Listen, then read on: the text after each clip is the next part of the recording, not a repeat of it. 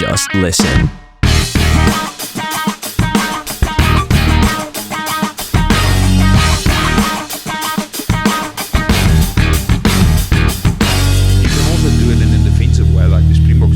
By kicking the ball and putting numbers around the ball and defending that space.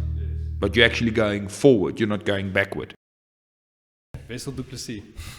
Thank you very much for giving me your time and doing this, and apologies for the English that you have to think in now. But it's a privilege to talk to you, so thank you very much. Thank you, Nick. It's great being here. I think you're doing an awesome job and getting the people's opinion out there and getting more knowledge about sport and I mean, the psychology of sport out there, so people can learn and we can understand more about it and hear everybody what they're doing. It's special. Yeah. So tell me a little bit about yourself and your history in rugby and how you got into where you are now. Yeah, Nick, I was actually studying quantity surveying at Koffsies, University of the Free State, and while I was studying, I started coaching primary school kids, and I started rugby academies while I was still playing as well at the Shimlas. And in about 2007, 2008, I was still doing these academies mainly as a student to make money. Oh, yeah. But to a certain extent, I realized that, listen, I like coaching, and after my playing career ended with a few injuries, I decided to give this coaching a go while I'm doing quantity surveying work. Yeah. And doors opened, and I started coaching not just clinics anymore at primary schools and helping teams at a high school level. I got a post in 2006. I would say it was an outside coach at Grey College under 16A with Mr. Rolf Meyer. Mr. Volstead phoned me. Oh, yeah. And he said, am I available to come and coach? And from there on it just grew. In 2010 I started giving school at Grey. I became a teacher. I gave maths and geography, believe it or not, social sciences, and life orientation. And from there on I coached guys under 16s till 2020, and I started working in 2012. I started working with the first team as well, and in 2012, 2013, I was assistant coach. In 2014, I became the head coach of Grey College High School, since then till 2020 now, I've been the head coach and head of rugby, whatever way you want to see it. Yeah. There's a lot of names for it. But that was my path as a coach till now. I also coached a bit of the varsity from 2010 onwards, young guns and involved the Chimlas and club champs, stuff like that. And also coached Friesland 19 with a guy like Andre Tedu and Piet Kleinhans for about 3 to 4 years from 2010 till 2013. Yeah. And you did the SA Schools A side at that stage? The past 3 years I've been in SA Rugby structures, and last year I did the SA Schools A side as an assistant coach. And I've been with the EPD camps for about 3 or 4 years now. So I've been in these structures as well. Yeah, and now you're moving to the Bulls to be the head of junior rugby there. So obviously coaching is your career. Your goals are based in coaching, not in teaching, as you were saying before we started. How excited are you about that move? Yeah, Nick, I'm excited, but I'll tell you one thing. I think the best coaches are actually teachers, because what do you do when you coach? You actually teach somebody something, you know. Yes. And for me, it's exciting. I was very privileged that the Bulls and Jake White gave me a phone call and asked me if I'm interested. And it's a big step for me to get out of school systems and go to a job like that. There's not a lot of jobs like that available. I'm going to be the head of juniors at the Bulls. It's under 20 from next year. This year's still under 21, but it differs sometimes. But I see it's under 20 from now on. And I'm very excited. I'm happy. Hopefully I can make a success. If I think about coaching as a profession, it is risky and it is tough to be a coach. But that's a decision you have to make. Are you a teacher or are you a coach? And usually your best teachers are coaches. Yeah. Well, that's the conversation about who's going to replace you. Is it someone from the outside, and is it going to be an internal teacher? Without naming names, what do you think they should be looking for? I think at Grey, being the head coach of rugby or the first team coach, it's an important thing to do at Grey, because Grey, they like their rugby, and rugby plays a big part in Grey College history. Yes. So I think it should be somebody that knows the school, knows a lot about the school and Grey rugby. Somebody that's familiar with new rugby structures. If we use the word structures, the way we play today, things we do. I mean, rugby has evolved. If you look 10, 20 years ago, how it evolved now, it's become a profession. And I think you need a balance between that, but somebody that also knows the kids, knows the schoolboys and know how to get the best out of them, and also by saying all of that, knowing Grey's traditions and what works for Grey and what not.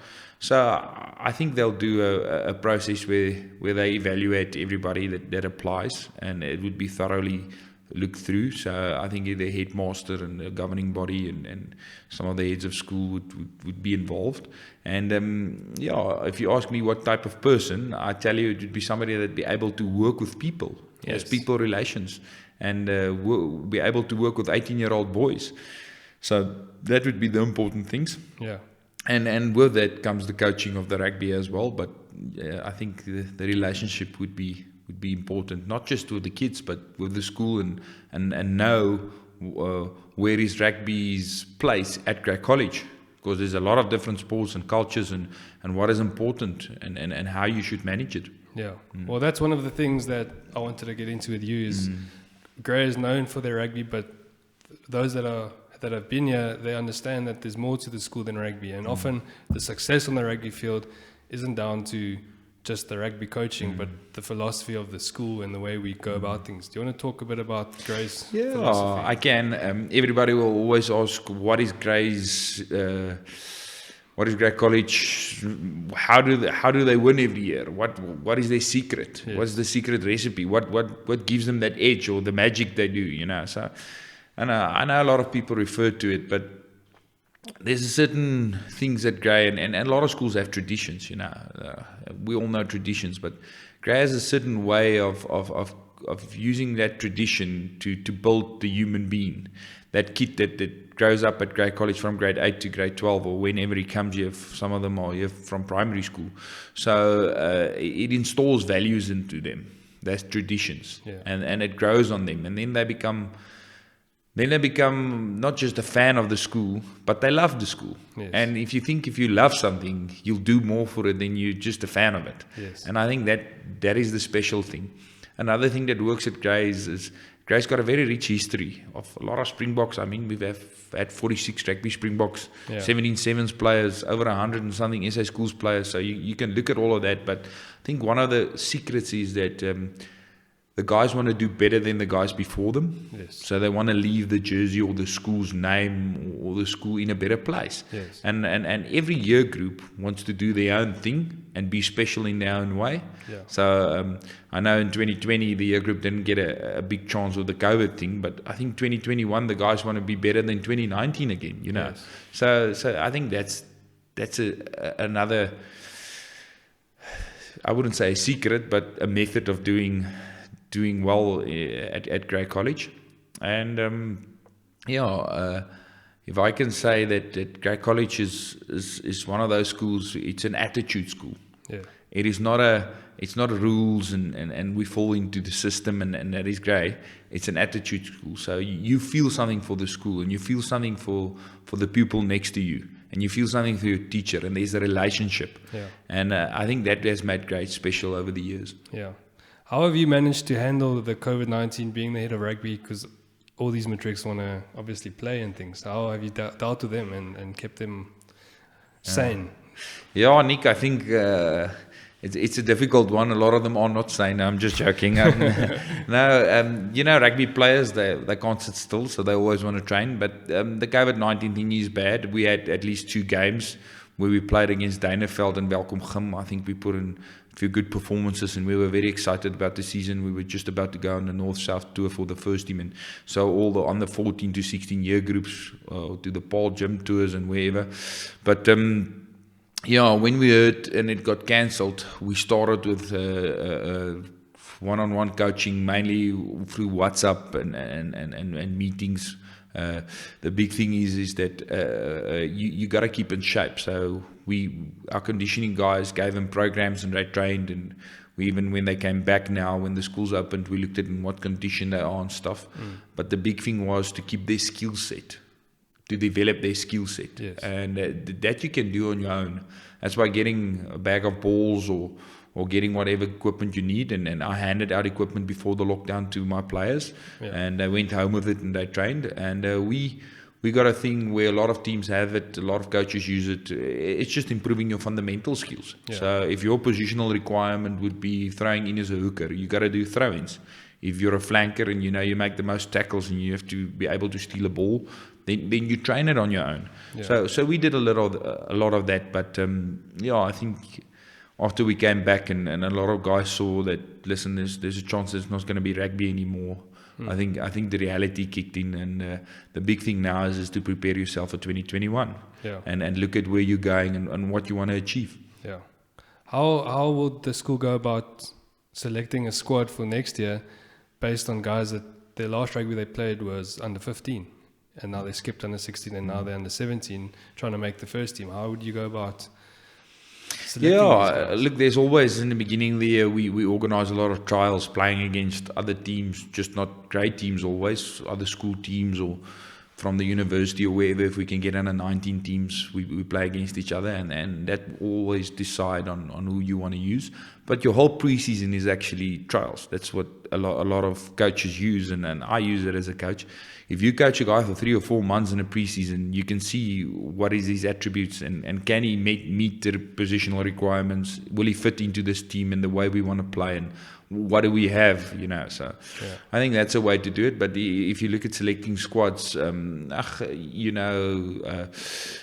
the beginning of the year, two or three matches, you already had your groups going on tour. So I think you would be able to select better under 16s and the guys that are staying behind from under 17, the guys that play first, second and third team, which was under 19 this year. And all of them will get a chance to prove themselves in the preseason, in their squads while training. Okay, yeah. So there's the time. It's not like cricket that starts in January. There's at least a bit of time before the season starts. Yeah, no, there's time before the season starts. If you look at Grey, I started with pre-seasons a while ago, not just with under 19, under 16, 15 and 14. I think we started with that in 2014 when I took over. So we had pre-seasons for each year group. So a lot of guys have summer sport.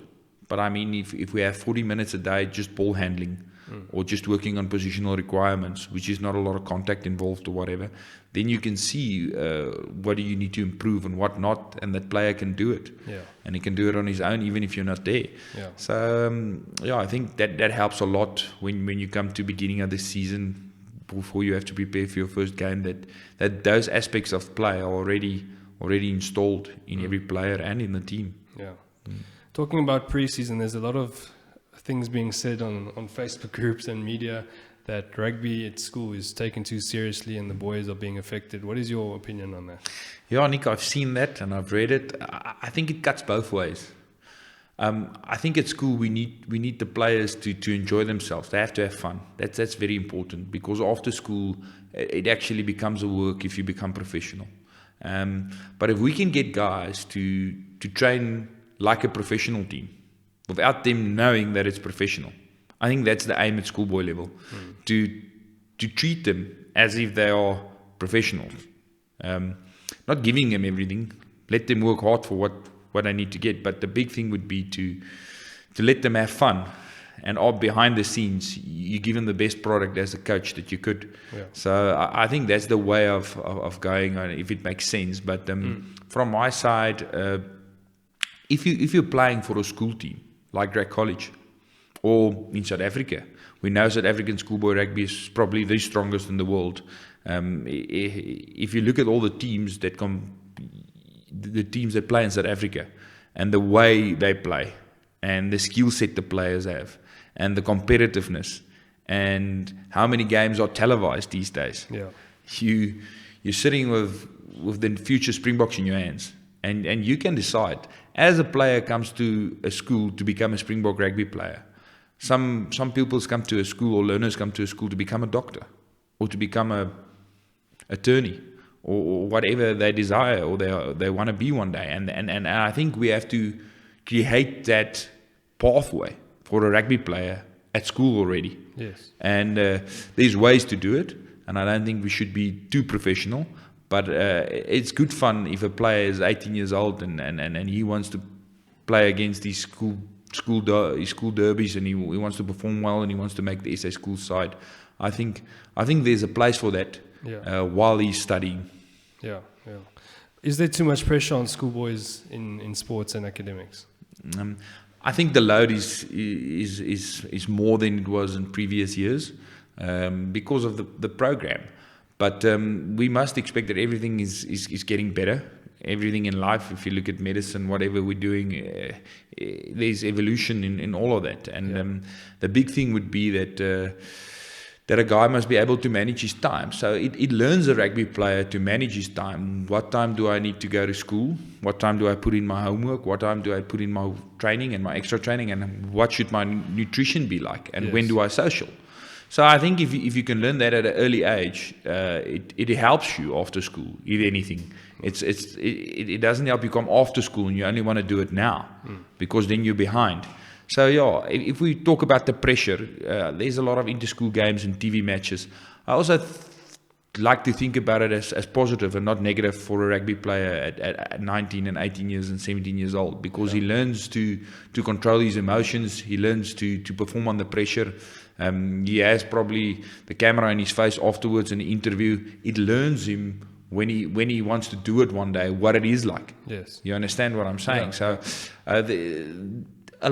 I think the biggest pressure comes from parents on kids and some coaches just to chase the win. Yeah. But if it's a healthy environment and you do your best and you know you're playing for a team and you love it and you enjoy it, I think a lot of that pressure just falls away, and it's not a big thing. Yes.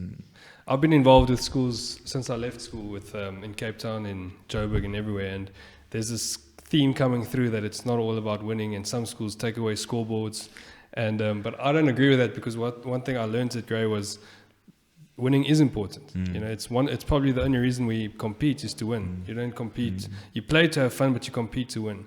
How do you balance that? How do you balance not having that winning at all costs mentality with still enjoying the game? Yeah, Nick, that's a very good question. I think everybody is trying to find the answer in that, and I think there's methods of doing it. So, a approach I used was to say, listen, guys, I didn't use the word win for winning as a determined result. I used it as win what's important now. So I'll repeat that again. What's important now? So if I'm playing any match, any sport, if it's cricket, rugby, whatever, what's important now? I need to kick this ball out. I need to support this player in the line out. I need to block this ball in cricket or whatever. You know, and that's the big thing. If you concentrate on the process and not on the win, something you have control over, yes, it becomes easier.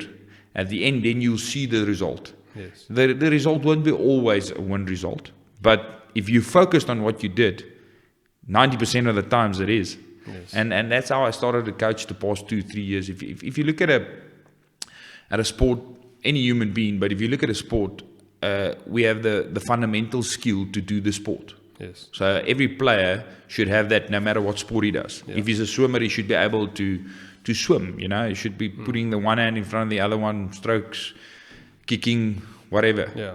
So if you look at that and you take the next thing would be, he's created with a mind and a heart. So you get 3 dimensions of coaching. It's the skill set is the first one. And a lot of coaches work hard on that. And you should. Probably the better coaches, that's where coaches get elevated on, you know. So you can say one coach is very good and the other one is not that good. Based on his technical coaching. Exactly. So and that can come into the as well as the game plan we use for the sport or what we want to do. But the second part would be his head.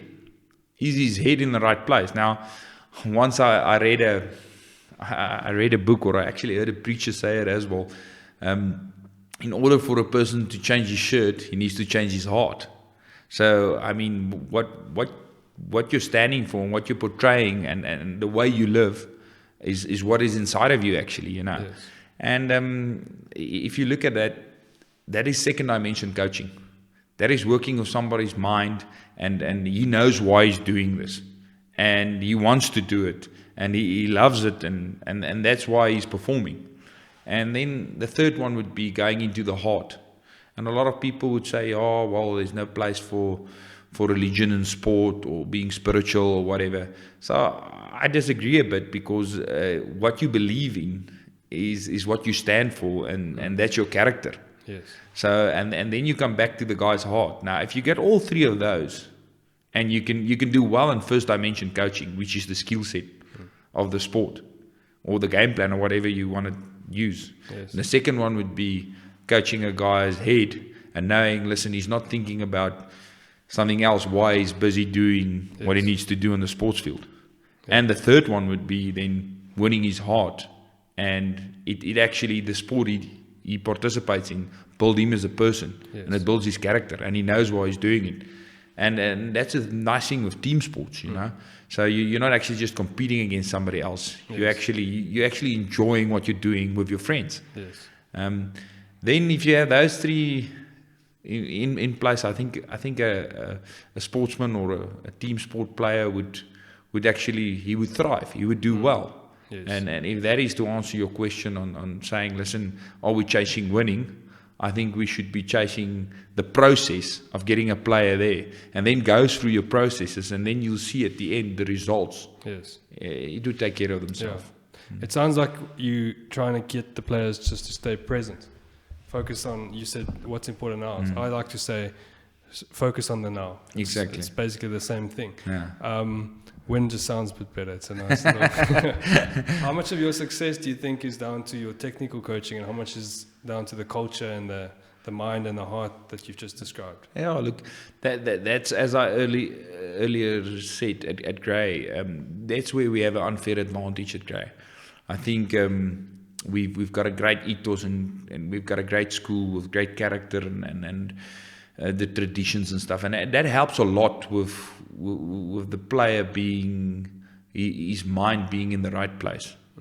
And then the technical part, the skill set, the one-dimensional coaching becomes easier because he knows why he's doing it. And then, if you ask me how much time I spend on each of those, a lot of it goes into second and third dimensional coaching, because if that's not in place, you're not going to get a special player. You're not going to win that game in the last 5 minutes, you know. But if we talk about skill set and being performance driven, getting results, the first things you need to do is you need to do your requirements for your sport. And we at Grey put a lot of time into that. We do it from junior level, as I alluded earlier, until under 19. Yes. And you do it in your pre-seasons, you do it before training, you do it in training. So that's still important. You can't get around that. That's hard work. It's actually not hard work. It's very hard work. Yeah. So you use all the time you can and still manage the player. Yeah.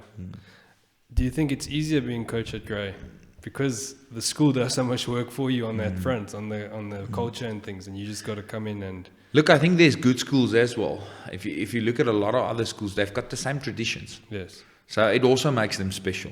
Yes. I mean, the biggest derby between Boys Eye and Paul Jim, it's a massive thing. And I've been privileged enough all these years to talk to a lot of these coaches, you know, of these schools, and we have good relationships with the other coaches. Some of them come and go, but I must tell you that as any player feels about his school, the other guy feels like that also for his school. Yes. So I think it's quite equal. It's just a big thing that you need to put it all together. Yeah. And when you put it all together and it clicks, then you get the results that you want to. But don't be focused on the result. Be focused on the process by getting there. Yes. I think that is one of the things as a coach you should look at. Yeah. At Grey, there's always been a tradition of running rugby, which was obviously easy to do back in the 90s and 80s. But you've managed to keep that tradition alive while still bringing in a bit of structure and or I don't know, it's probably just called structure. What is your philosophy on that, on the running rugby versus the structured? Yeah, Nick, thank you for that. I think if you go look at modern day rugby, it's all about attacking space. It's if you want to attack, or actually if you want to defend like the Springboks do, you have to have a plan, and you have to be able to execute that plan with the players you have. It doesn't help you want to play something, but you don't have the players to play it. Yeah. So at Grey Privilege we have quality players. So at Grey College we learn that to attack space. If it is with kicking or running with the ball, or passing with the ball into space, you got to attack space. So I as a coach look at attacking space on attack, and the main thing would be to get numbers around the ball while doing it. You can also do it in a defensive way, like the Springboks did it by kicking the ball and putting numbers around the ball and defending that space. Yes. But you're actually going forward, you're not going backward. So the basics of the game will never change. You got to have territory. You got to have certain aspects of the game that you are well in. I mean, lineouts and scrums are never going to go away. You got to be able to receive your kickoff. So if we talk about rugby and we talk about running rugby, in order to get to the point where you want to run with the ball, you need to have all those things in place. Yeah. And that's where your preparation and your pre-season comes in. But if you ask me, I'll always be more of a positive coach of the attacking, because if you have the ball, the main thing would be you can't concede points if you have the ball. Yes. You're going to score. So it's also the best way of defense. Yeah. But defense has become a big aspect of the game. We all know you can't go into a season without having a quality defense, because you're going to get tested. Yes. And that's something you have to train and work at. So my outlook for Grey College should always be to keep the ball as much as possible. Yes. And attack the space. Yeah. If it is with kicking, running, or passing. Yeah. And we need to know that a lot of teams in these days are equal. If you look at test level, Super Rugby, even schoolboy teams. Yes. So the coach of not just the team with the best skill set and the best players, but the coach with the best plan on how we're gonna execute this plan of ours, and how we're gonna stop them and how we're gonna score. I think that's where it's going to. So if you ask me about that, there's always ways to find space on attack. Space is not always just running around other guys and swinging the ball wide like Gray did in the 80s and the 90s, whatever. Yeah. But you have to create space in between players. You have to attack space behind a defensive line. Yeah. So there's ways to do it. Yeah. And it seems that at Gray there's, or at least what we can see on TV, the forwards have amazing skills, and they're part of that. If they need to let go of the ball, they have the skill to. Sometimes we find big and heavy props can't pass the one way, but you seem to have guys that can just throw it around no matter what position they're playing. Yeah. Is that something you specifically chose, or are we just lucky that you had a couple of those guys? No, Nick, look, the big thing would be, what are you doing from under 14? Because you have a player for 4 or 5 years in a school setup. So don't tell me that a player which plays tight head prop or loose head prop can't run with the ball if you have him for 3 or 5 years. He's probably not the fastest guy, and he's not playing wing. Yes.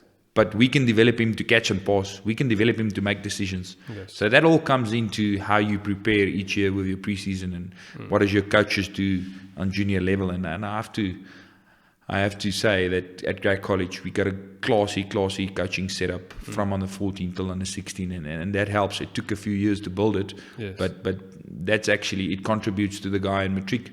So when the guy in matric scores a try, it's not just the first team coach or the first team that's happy. It's all those guys that felt they played a role in it, and that's what happens at Grey. And it's quite something, takes a bit of time, and it's quite difficult to build sometimes, but that's the thing. So if you get to matric and or grade 11, you're playing under 19 rugby, the skill set should be in place for your positional requirement, and also for every player, because everybody needs to be able to attack and defend and to pass. So if you can't do it, then you should ask yourself the question, am I good enough to play for that school's first team then? Yeah. Or to make a career out of rugby, or to be taken seriously for a SA schools team or a Cravenwick team, or after school one day, make it a profession. Yeah. So, and I think that's every player's responsibility with the coach. Yeah. There's a couple of your guys from last year that are going to be joining you at the Bulls next year. I've saw some of the signings, the two props and whatnot. How much have you spoken to Jake about your role there? Will you have the freedom to implement your style, or are you going to be filtering down from what he does? No, I did speak to Jake, and we had a few meetings. Well, mainly I think they're focusing on the seniors because of the uncertainty of playing rugby in 2021 or 2020, and maybe only in 2021 the under-20 competition will start. So I'll say that my role at the Bulls would probably be to as we discussed, to develop players. I think that's the big thing. If a player leaves under 20 because there's no under 21s anymore, a player that leaves under 20 should be able to be good enough to play senior rugby at under 21. And that's the challenge that we sit with. Well, maybe if we're lucky enough, some guys can go play Varsity Cup after that or whatever, and that can give them another year. But that would be the challenge for all the unions now, to get a player that's under 20 ready for seniors. And I think my job would be, if I look at it this way, to develop players that can play for the Bulls senior side. And knows what is the requirements to play for them, and be able to have the skill set and mentally be strong enough to play senior rugby.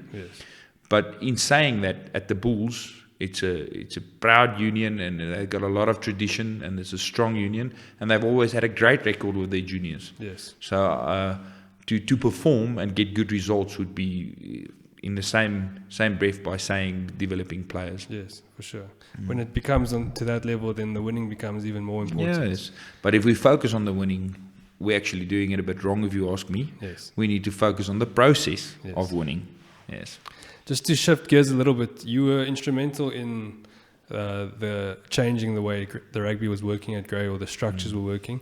And then in the news we read about the Montpellier connection and there's Atomics, the thing. Do you want to just talk about that and just break down some of the opinions that there are and give us the truth? Yeah, well, there's not this big thing that everybody thinks is going on. The main thing is that I can tell you how it started. The guy that actually helped us was Gerry Swart. He's a well-known agent and an attorney. So the big thing was that a lot of the Grey boys started playing not just in Japan all over, but in France at a certain club at Montpellier. And the guy that was the head of the club is Moed Altred. And he liked the Grey boys and the way they played and the way they handled themselves at the club. And he spoke to Gerry, which was most of these players' agent, and asked them, listen, these South Africans, especially the guys that all came from one school, what is the secret, as we discussed earlier? And he said, well, as they all went to the same school, and they're performing very well there, and they're handling themselves very well. And we're fortunate enough to have old boys like that actually they're applying back into the school by being who they are. And we can thank Grey College for the way they were brought up, because that's how we learned to do it at Grey. So you always first at training, you always look after the team first before you look at yourself. So that's normal stuff. And I think he wanted more of those players. And he asked Gerry for more of those players, and well, it's very easy in South Africa. If they come from a school or from different schools, you need to invest into those schools to get more of those players. Because if we look at the financial situation in South Africa, not just now but years ago as well, it's difficult for a household to pay everything that they need to pay. And the big thing came that he was there to give us an opportunity to do it. So he's not pumping in a lot of millions. He's just pumping in a few bursaries and saying, listen, guys, if there's any guys that are interested in coming to France and play for Montpellier, you're welcome. But after school, a player has got his own decision. If he wants to go to the Bulls or wants to go to the Cheetahs or wants to play for South Africa one day, he stays. So there's no formal agreement that we need to deliver players. So if there's any unclarity about that, I can say it now in social media. And Moed has been very good to us. A lot of our boys have went there, and I mean the newest guy that they signed was Reinach.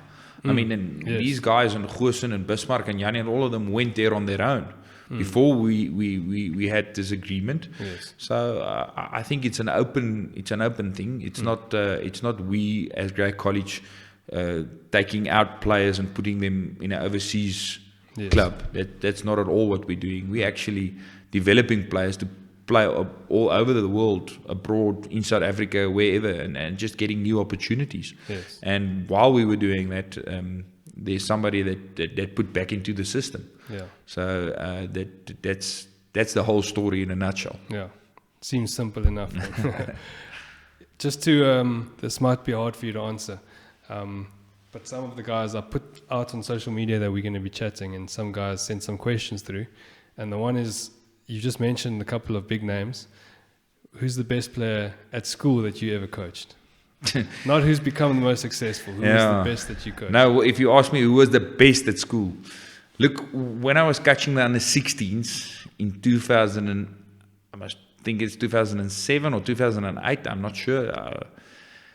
I must say there was a backline, William Small-Smith, Johan Goosen, Paul Jordaan, even at Ines Keizer there that's doing the conditioning now. That was Neil Marais. That was a special backline.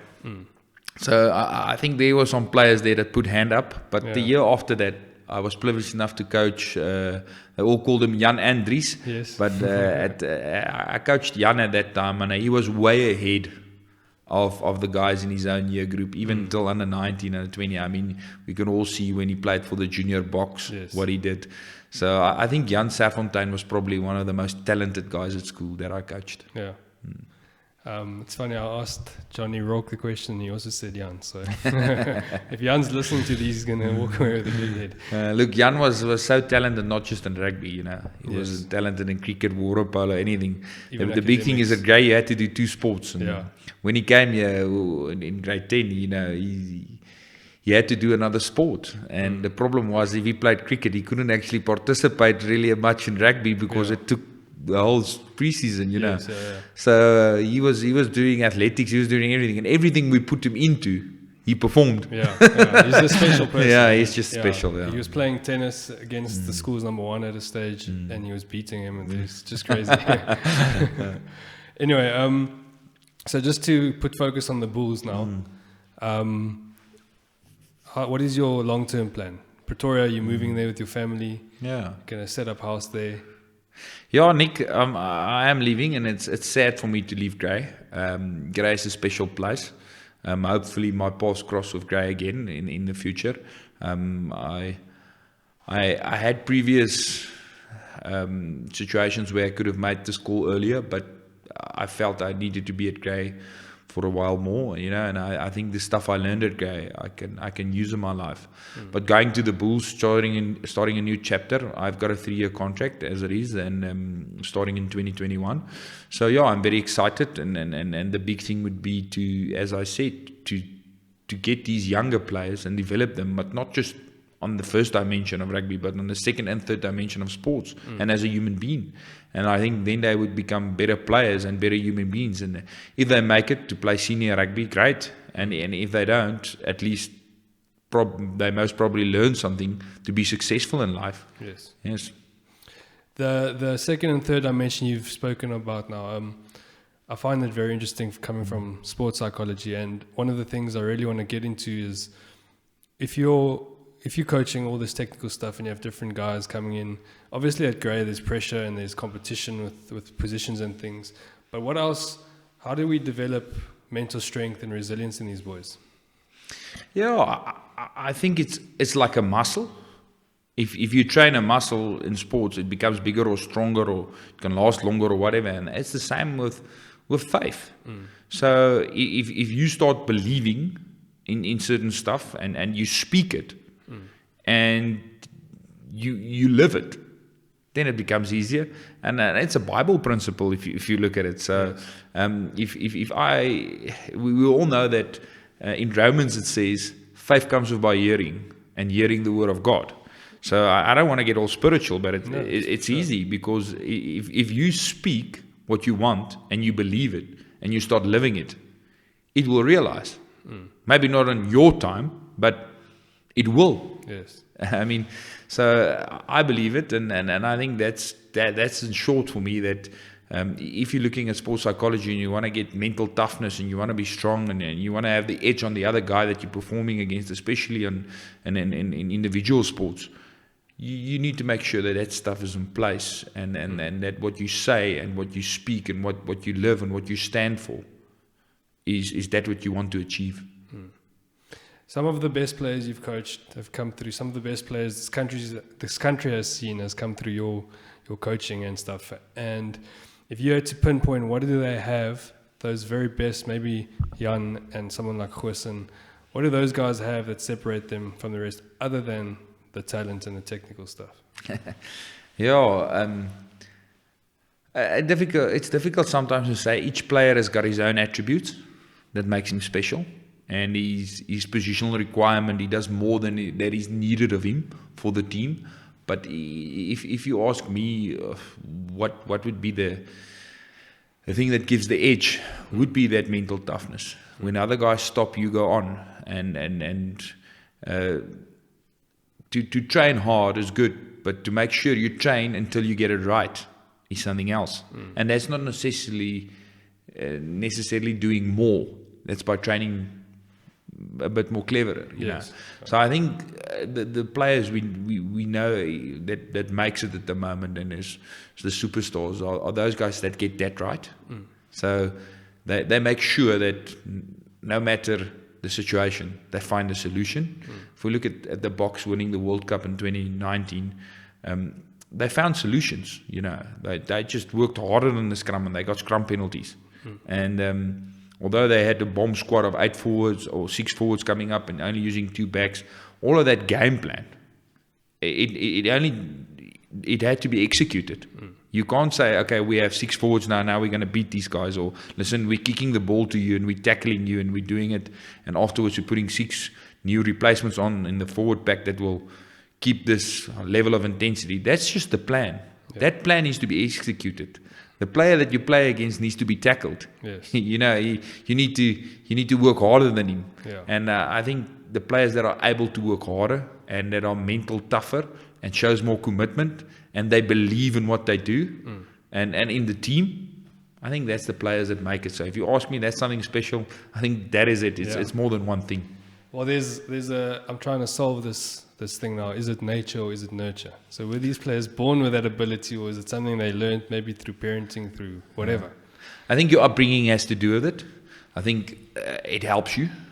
If you were in a good school or you had a mom or a dad or a coach that helped you get onto that path quickly and understood that what you need to do to find success, or we all use the term success, but using significance is even better because you're leaving something behind, you know, being significant. But if I can say you can coach a player that mental is coaching, you can develop it as a player. So if you weren't the best at school or became after school, we've seen it a lot. A lot of players don't play Craven Week or for their school's first team, and after school they become a Bok or they become an international player and they play overseas. So I think it's stuff you can learn and work on it to improve it. So the big thing for me would be, if it's a team environment or even if it's individual in sports, the person participating should know why he is participating and how bad he wants that result, but not focusing on the result, focusing on the process again. Yes. So I think that's what, if we can take the Boks again in 2019, they had a process and they focused on the process. You can see it when they started in the beginning in 2018, how they wanted to do it. Yes. And they got criticized sometimes with their defense, whatever they did. And you can see that improved every week and how they wanted to get where they want to be. And they didn't focus on the result. They focused on the process. Yes. Because if they're in the World Cup final, they focused on, let's have a good scrum. Let's have a quality line out. Let's play in their half. How are we going to play in their half? Yes. Let's make sure we up the tempo.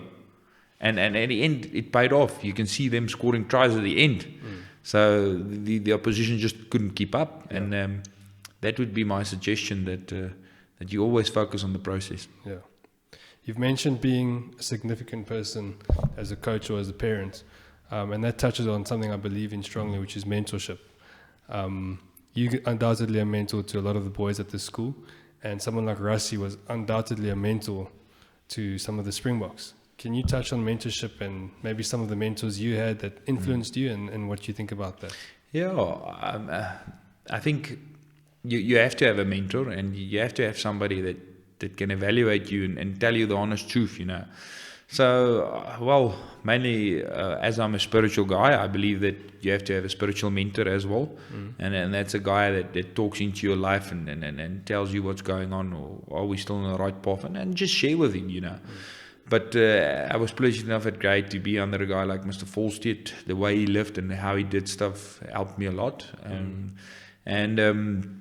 In today's new era, I have a good relationship with Franco Smit, which is the Cheetahs coach, and now at Italy. So the way he also lived and did stuff, and you can see his character. You don't have to talk to the guy every day and see him once a week or whatever, but just by looking at the way he does stuff, you can learn from him. And so I think if we go back to significance, it's important to say that, listen, what am I leaving behind?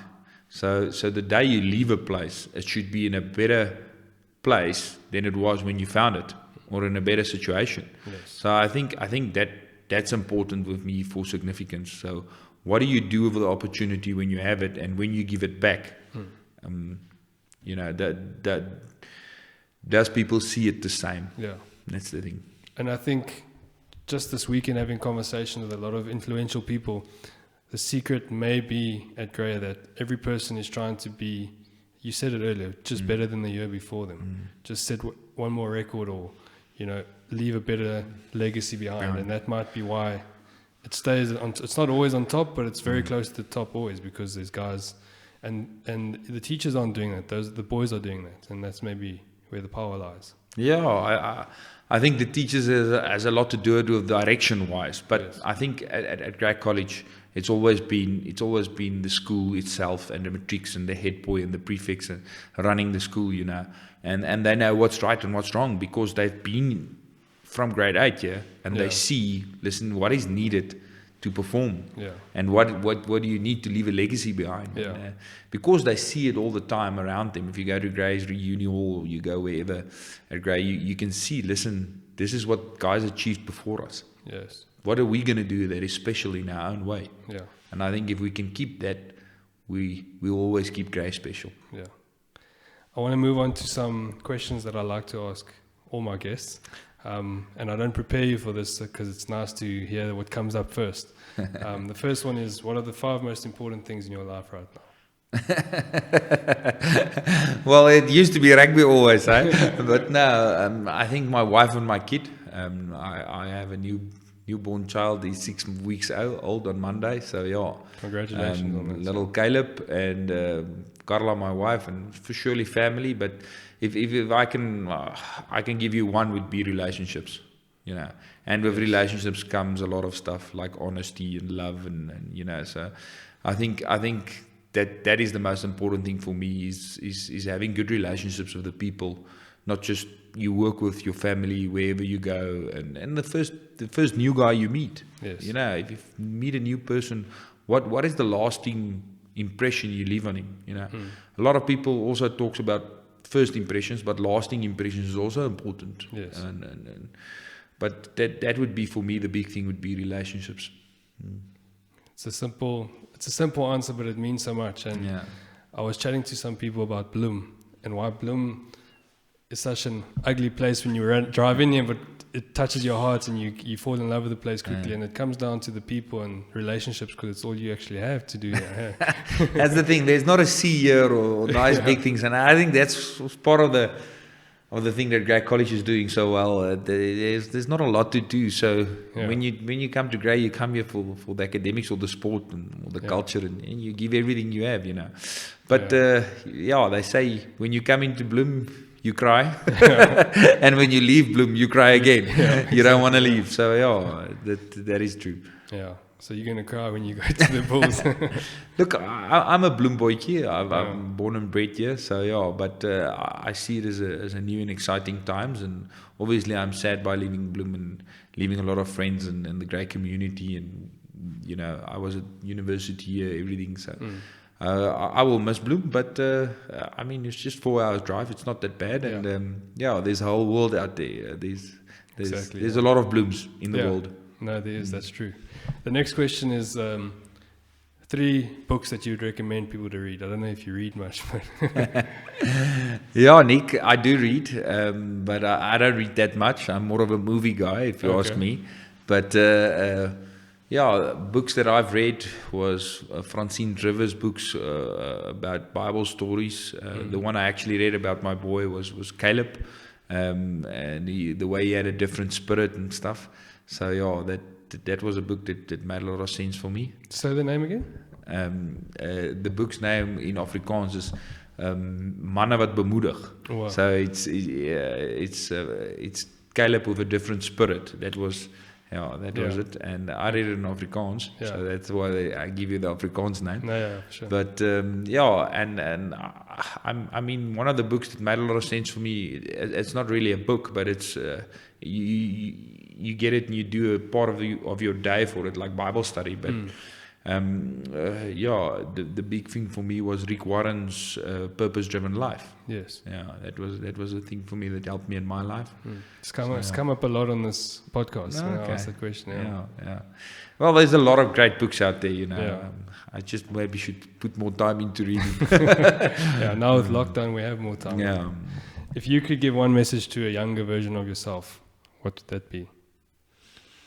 Yeah, just to be honest, about everything you do, and keep true to yourself. But the big thing would be to leave something behind, as we spoke about legacy, and not to worry too much about yourself, but worry about others, because that's why we're here. We're here to serve others. One day when we leave this world, the only thing you can take with you is what you did into somebody else's life, you know, saving other people, you know, or helping other people. So I would say serve more than you can receive. I think that's an awesome one. Is that something you've learned recently? Have you changed your perspective since you were a younger guy? No, not really. When I was at school, you always chased playing for the first team and being popular or whatever. I mean, today the guys use Instagram and Facebook and social media. In those days, you got acknowledgement when you did well in sport or you did well in academics or something, you know. Yes, So I don't think it changes a lot. People and their egos is always the big thing. If we can get that out of the way, it's easier to get to a process and to a result. But I think I'd like to think from 2004, I think my life changed a bit, and it was more for me about people than it was about just myself and what I'm doing. So yeah. 2004, you were 20 years old. I was 20 years old. Yeah. Did something happen at this time? Yeah. I think the big thing was that I changed my outlook on life, and I gave my heart to the Lord, and I became a newborn Christian. But at the end of the day, that's a prayer, and you can decide what you do after the prayer. Yes. A lot of people do the prayer, but the commitment is to stay true after that. Yes. And always there'll be up and downs, and it will go difficult. There will always be challenges in life. But if you can go back to your roots and just know why you are here and what you're doing, and make it part of you and your character, and it's not actually you that's living anymore, then you know it becomes easier. Yeah. And if you have dreams and stuff and you don't include them and with the Holy Spirit, and your dreams don't scare you, you know, then I think you're dreaming not big enough. Yes. You need, in my words, you need God and the Holy Spirit and Jesus to realize your dreams, and you need them to help you reach your goals. Yes. Otherwise, what is the meaning of it? Is that a central part of your philosophy in coaching? Do you approach it that way with your players, or do you keep that to yourself? Look, we're living in South Africa, and one day you'll coach all over the world. So there's a lot of religions, and the big thing would be to be open about it and respect each other's religions. It's not to say that if a guy isn't a Christian, listen, I'm not going to select him, or I'm not going to share with him. Of course I should respect him. Yeah. So the big thing would be to make sure that everybody's comfortable when you look at it that way, and to respect each other. I'm not there to just come and try and convince everybody they should believe in this or whatever. I'm there to respect them. I think that's the nice thing about Christianity. It's a choice. Yes. It's not forced onto you. So I would handle it like that. Yeah. If I can tell you. So it would be for me, but it would also be in a team environment. Yes. But if a guy has got another belief system, that's fine with me. Yeah. And that's great. And where I can support him, I will support him. Yeah. And as you said, believing in something is the point of driving you. So yeah. Wessel, thank you so much. It's been a pleasure, and it's a Sunday morning, so I appreciate you giving your time. What you've said now makes me understand a lot better why you would give your time on a Sunday, having a 6-week-old kid at home. But I really appreciate it, and I think you've given good info. It's nice to hear how you think. I'm excited to see where you go with the Bulls, and then after that. And I think you've left a strong legacy behind, which you might downplay, but people around you see it for sure. Everyone's been speaking about it, so congratulations and thank you again. Thank you very much, Nick. It was a privilege being on your show, and good luck to you and the show you're doing and your work one day. I think you're going to get good information out of this. If you have a lot of guys talking on social media about this, and hopefully it can help you one day. And thank you very much. It's been awesome talking to you. Thanks. Yeah, I'm going to push on your button once and ask you to set me up with Jake White. I think that would be a nice one. You see, Jake is open. I've seen he's done a lot of interviews, and I mean, the way I've met Jake and how I've talked to him, he's it's actually like he's a mentor, and he's very nice. And the big thing is he's there for a common goal. And I'm very impressed by the way Jake's handling stuff at the moment. Awesome. And you'll be working with Andre Volstead again as well? Yeah. I heard Andre's coming back to the Bulls as well. And another old grey boy, which is there, is Pine. There's some quality coaches in the system already. And I'm looking forward. I've seen Russell Winter and Joe Mogale at the Lions, the Western Province. They have got great records and they're quality coaches. So I'm looking forward to working with everybody at the Bulls. Yeah. Well, good luck and enjoy it. Thank you. Thank you.